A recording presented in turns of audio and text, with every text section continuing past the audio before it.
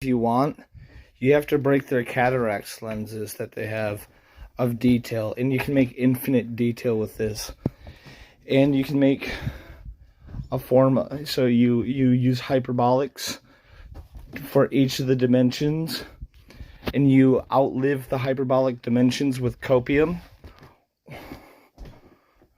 or the tangent tachyon software, so where you can never feel pain. You can be immortal in this way if you tie yourself tangentially and you use the trans-dimensional torsion field generator, or this for a clear, like a perfect sort of timeline. But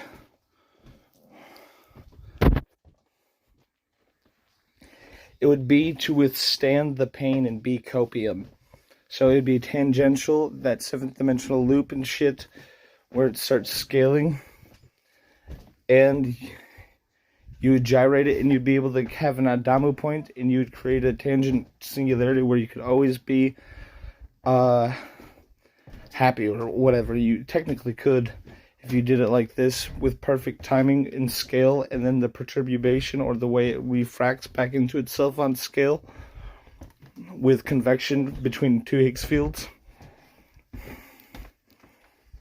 But you'd have to build up big enough so you can just keep tachyon beaming that entity and all the other little creatures. Make solar psychedelia, so it's popular and shit like that, so people use it. But you could build infinite realities also with the condensate and light. There's more proof you could do that. And you could make also beyond unintangibly infinite genetics with that type of light body and potency and omnipotence and other things. With a light body like that uses two different Higgs fields, and then those Higgs fields can have more Higgs fields, and then dimensional expansionism and dimensional regressionism scales up multiple times, like squaring, cubing, and they have certain commonalities that come into tune with it, like E equals mc squared, or the volumetric categories and other things like that.